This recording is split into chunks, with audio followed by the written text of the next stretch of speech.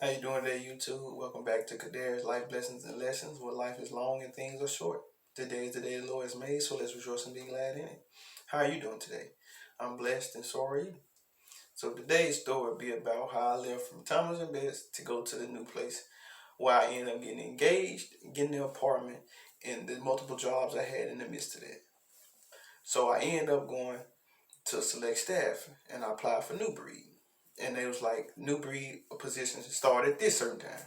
It's like, okay, cool. So I was waiting. So a couple of days go by, they called me and was like, we need you to go to ASICS in Bahia, Mississippi to fulfill that position until New Breed get ready. I was like, okay, cool. So boom, I get there, sit at this table. And when I sat there, when nobody in there, it was, you know what I'm saying, just me. I'm just waiting on my shift to start. I got there 30 minutes early. So boom, they end up coming out on break. So as they come out on break, it was these two women, and they came to the table I was sitting in. They was like, "You sitting at our table?" I'm like, "There's no room here for all of us. Just sit down. You'll be all right." So boom, they sit down. They was like, "How dare you?" And I introduced myself. We was talking, laughing, whatever. And boom, by that time, break was over. And it was time for the shift to start for me. Boom, working. Then, like I said, the first week of that position, didn't hear nothing back from New Breed. Didn't bother to ask. I'm like I said, I'm just waiting. Second week come about, you know what I'm saying? Then nothing happened. So eventually I ended up talking to one of the young ladies that was at the table. It was ended up being the niece and the auntie. So I ended up talking to her. So boom, we talking whatever. Third week came in here now.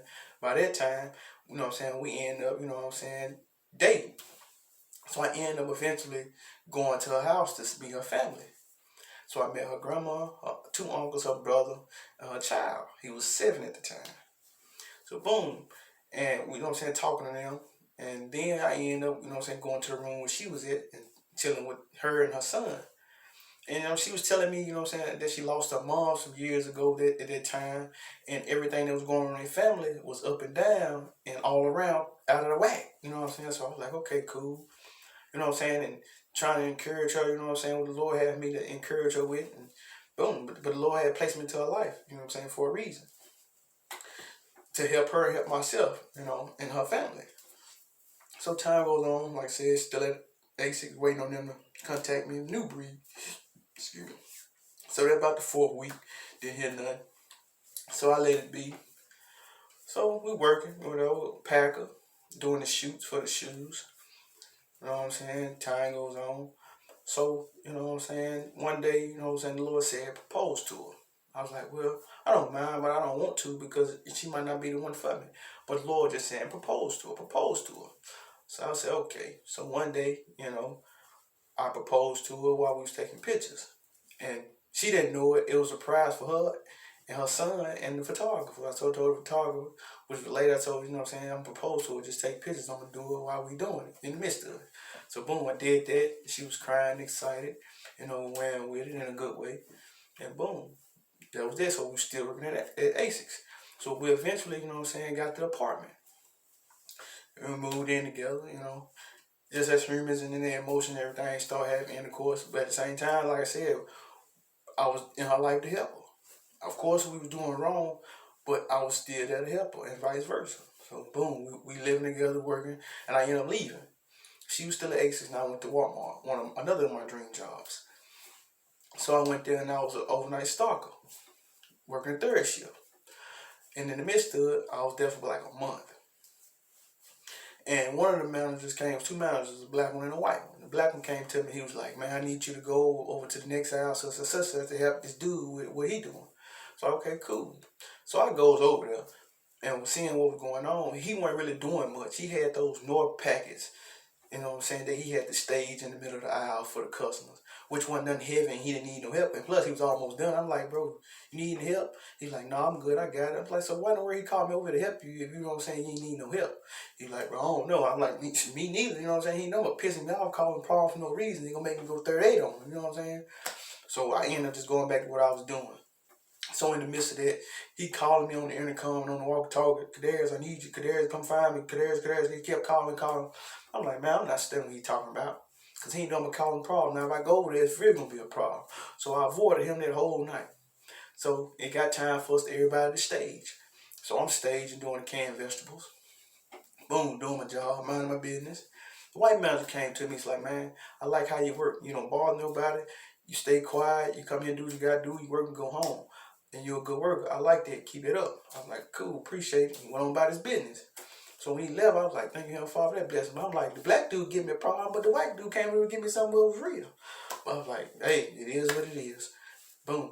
Got time for us to go. And he was like, nobody can leave until everything, you know what I'm saying, put up. That was the black man that was saying. So I'm like, bump that. He ain't talking about nothing. I'm finna go home. So 7 o'clock came, I clocked out and was walking out the door. So as I'm walking, the manager was standing in the aisle or whatever, having a little conversation. And he was like, you going home? I was like, yep. And he was like, well, you know nobody can't leave till everything done. I looked at him like he was crazy, turned around and kept on walking. He was like, well, have a nice night. I said, you too. And then looked back, kept going. Little do you know, my shift and day was over with that night. So I didn't go back. So boom, he called me back a couple of days later, black guy. He's like, what's going on? What happened? Why you ain't coming to work? Such and such. I'm like, you already know what's going on. I ain't got to explain myself. He's like, so do you want to talk about it? I said, we talking about it right now. He's like, no, do you want to come in and talk about it? I'm saying in my head, man, you don't want me coming in. If I come in, I'm putting hands on him. I'm like, no, I don't think that'd be a good idea. Click, hung up the phone. And boom, went from there. So I needed another job. So by that time, she, you know what I'm saying, was at another place of working in Olive Branch, close to the house. But every day I used to ask her, you know what I'm saying, how you doing? What's on your mind? What you want to talk about? How you feeling? But she never was giving me a response. It was always nothing. I'm good. Ain't nothing on my mind. Ain't nothing to talk about. I was like, okay, cool. So in the midst of that, I needed another job. So Express called me back. I ended up taking the security job at this fiberglass warehouse. They was about ready to close, shut down completely. And he said it'll be there about a month or two. Position. I'm like, okay, cool, I can do that. Making like $12, $13 an hour, 12-hour shift. I'm like, cool. Plus I need the money. So boom, I'm doing that. You know what I'm saying? So one day they was outside all together, the employees, and they was, you know what I'm saying, getting their paperwork together, dealing with their packages and benefits and stuff. And the guy told me over the building, said, just stand out here to watch them just in case anything pop off, you know what I'm saying, and they want to run in the building or whatever, and you can let us know. You know what I'm saying? So boom, I'm like, okay, cool. So I'm standing out there watching them. And I'm like, man, it's cold. I'm not finna stand out here in the cold. I'm finna sit in my car. So I sat in my car backed in so I could see them in the parking lot and the entrance of the building. So as I'm sitting there, drinking my drink, minding my business, chilling, paying attention to them, hoping nothing stupid go off because, you know what I'm saying, people. The group of managers come through. I'm watching them. They see me moving and everything. I see them going through, you know what I'm saying, walking through there, going in the building. Within 30 minutes, after them walking through, the supervisor of the building, he come out and said, man, we got to let you go. You know what I'm saying? Said you ain't turning your nose and you was sleeping on the job. Which was true about the notes part. I stopped turning my notes because it really wasn't no point no more. Because people were leaving left and right ever since I had started. And when he said I was sleeping on the job, I wasn't sleeping. I was in my car paying attention to what they was doing. And I know who had said it was the people that was walking through. So they had lied on me. You know what I'm saying? So I was like, okay, it is what it is. And went on home. So I gets home. I haven't told her yet. She in the house. I'm in the bed. I'm like, what you doing home? Don't you supposed to be at work? She was like, yeah, I ain't want to go. You know what I'm saying? Feel good. This, that, and third. I'm like, okay, cool. So I'm laying back in the bed. And she texting. I'm like, who you texting? She like, friend. Okay, cool. Lord just said, look over. I look over. She texting the whole dude, but in a code name. Had a name in a code. I snatched the phone from her. I'm like, who it is? I was like, this ain't no girl.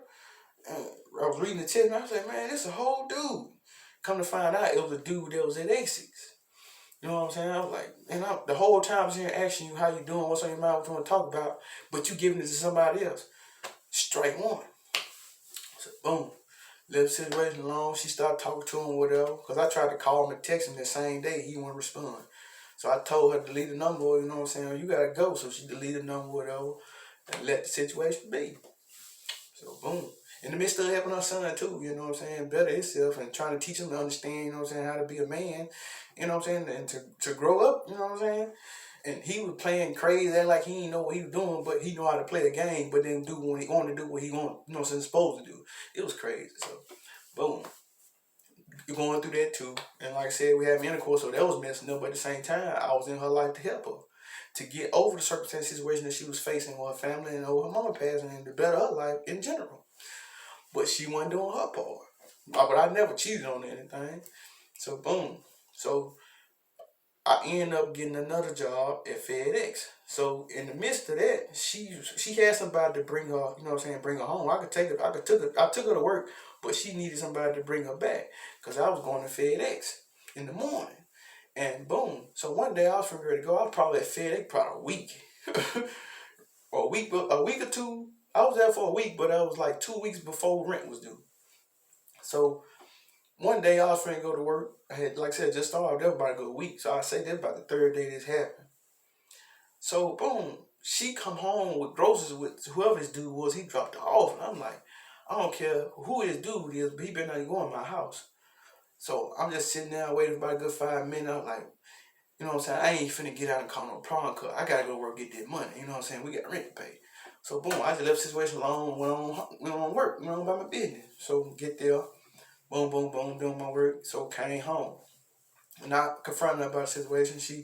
She lying basically and saying this, that, and third. I said, okay, cool. Let it be. Strike two. So boom. All of a sudden, didn't have no place to work, and she had ended up, I think, getting fired or quit or something, and we didn't have no, you know what I'm saying, no job. So I was like, what we gonna do? We had the money to pay the rent, but at the same time, we didn't have the money to pay the light bill and the water bill, so someone gonna get paid. So I was like, well, what we gonna do? And she was like, oh, I don't know. I was like, well, all else we gotta move back home. So I'm like, I'm move back to Mississippi. You know what I'm saying? And she ended up coming back with me, but we went together. I had broke up with her because I was ready, you know what I'm saying, to, you know what I'm saying, get her the business because everything she was doing, it wasn't, you know what I'm saying, mounting up to what was supposed to be done. And the moral of the story is, if the Lord has placed you in a person's life, it is for you to help that person get led back to Christ and be fulfilled in His Word and to be prosperly, you know what I'm saying, informed on His will, you know what I'm saying, to better yourself and, you know what I'm saying, your family. I couldn't make her do it. I could only tell her, you know what I'm saying. So I ended up breaking her up and went on about my business. But that's another part of the story next time. And you know what I'm saying? And just be patient, you know, and pay attention to what's going on because everything you experience is for a reason, for a season, for a lifetime. So you won't make these certain mistakes, you know what I'm saying? You're not perfect. You're going to make mistakes. You're going to make mistakes. It's going to cost you your life. You know what I'm saying? And if you have anybody that have passed away in your family and they got kids here on this earth, a piece of them still here and that's their kids. And if they got family members, a piece of them still here and that's their family members. Regardless of how they passed away, the Lord know the real reason behind it. That's just what we see you on earth. So, you know what I'm saying, you got to forgive, you know what I'm saying, yourself and your heart and mind, that God forgive your heart and mind. Because we men do it for a night, but joy cometh in the morning. So you got to understand, everything going to be all right. It's according to His will and plan upon our life. So don't stress, worry, don't complain. And don't hold that grief and that sorrow and pain and agony onto you when you shouldn't, you know what I'm saying, be holding on to it. You got to let it go. And that's what she was experiencing, holding on to that stuff for years and years and years and dealing with her family. And it caused problems to her again. So I thank y'all for watching this video and continue to stay in tune for the next videos ahead. And may God continue to bless you on y'all journey and may y'all have a blessed day. Stay positive, stay prayed up. Peace. Love you.